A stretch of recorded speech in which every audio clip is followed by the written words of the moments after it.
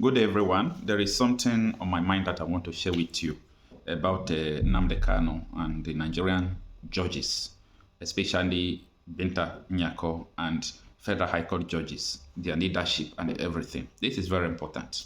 Now, I do not mean to talk against the judges or to insult them or to belittle them. What I want to say is just the simple truth. I want to say it as it is. Now, during the course of Nnamdi Kanu legal process, I have learned a lot of things. And one of the things I learned is that in this life, you only have one life.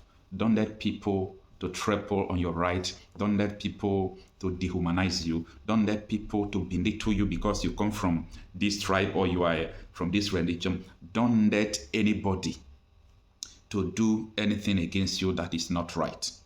Because it is once you are going to die. You are not going to die twice. What am I saying? Most of the time, a lot of people are imagining how Nnamdi Kanu got the courage to challenge judges, to challenge lawyers in the court.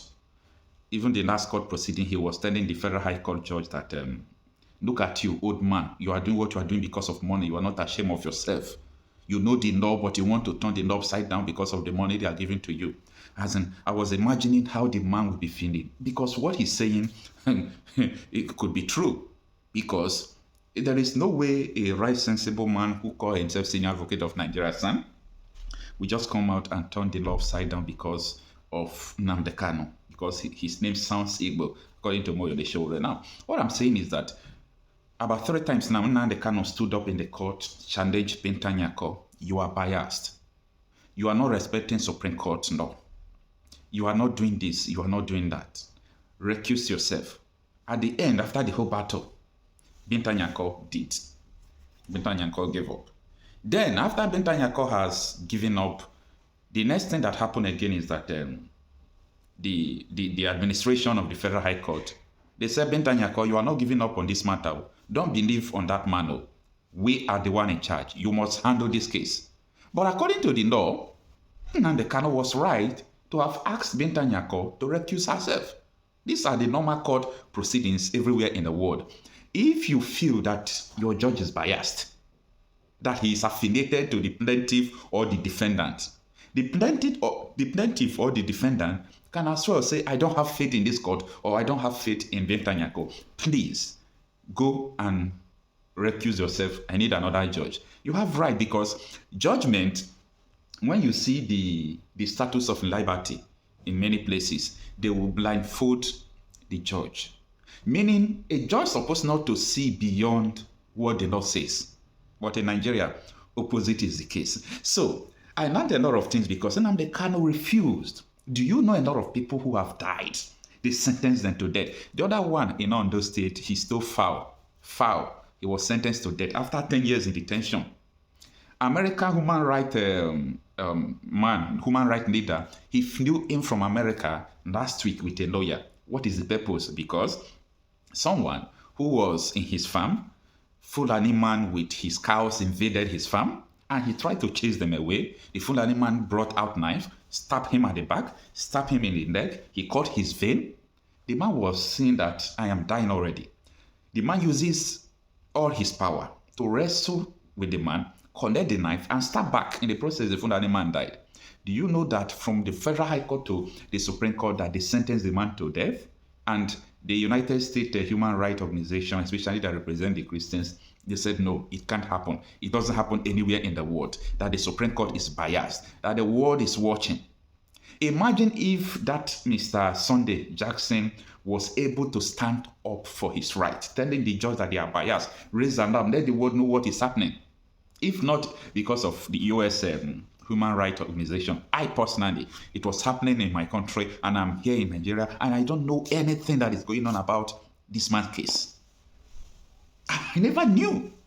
So, everybody must learn from what Nnamdi Kanu is doing.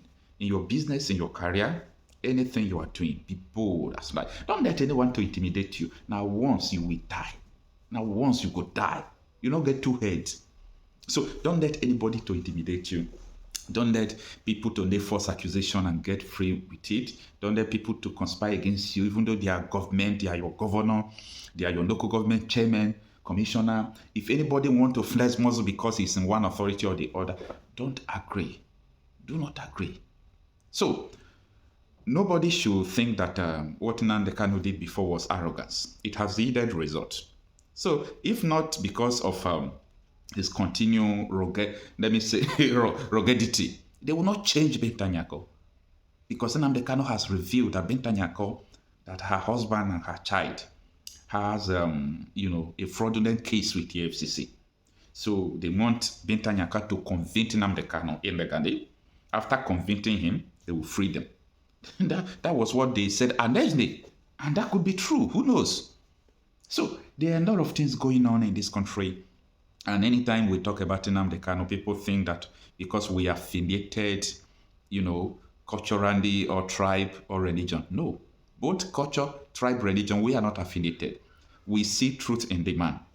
Because most of the things, when I mean most, I'm talking about 90% of the things he said, they came to pass. We are seeing them, we saw them, and the ones we're about to see in the future is still coming. So what I'm trying to say in essence is that everyone should get ready. Get ready because the government are not ready to help you. The government, the court, they will kill you, they will sentence, they will do all sorts of things against you. Imagine when we were protesting during the End Bad Governance protests, what people did was that to gather children and charge them for treason. The world rose up. A lot of evil are happening because you are not talking. When are you going to start talking? The day you start talking, so many things will stop. Don't say there is no power in talking. A lot of people will come here to say, when are we going to stop talking? When you stop talking, you become a conquered person. When you stop talking, you become a conquered person. So do not just come out and say, oh, do you people are only talking? Talk first. Yes, talk. If everybody is talking, it will breed tension. Everything is processed. The first step is for you to complain. They call it complain. Then you complain. When the complaint is much, it will breed tension. The tension could lead to anything you can think or imagine. And that is why I am so sad that people are not talking. I was talking with one of my friends from Israel. A lot of you know him. Maybe you must have seen him on social media. He always promotes, Israel and so on and so forth. But for some security reason, let me withhold the name. And we were talking. He said the problem he's seeing in Nigeria is that the masses are not talking. That the most international communities are handicapped because the masses are not talking. That if you feel that your people are dying, so many things are happening, then nobody is talking. Your government officials are not talking. Your representatives are not talking. To mention almost everybody, they are not talking. Then people will feel that you are okay. Nigerians are dumbs. We have not been able to wake up from our slumber. And until we do that, we remain the way we are.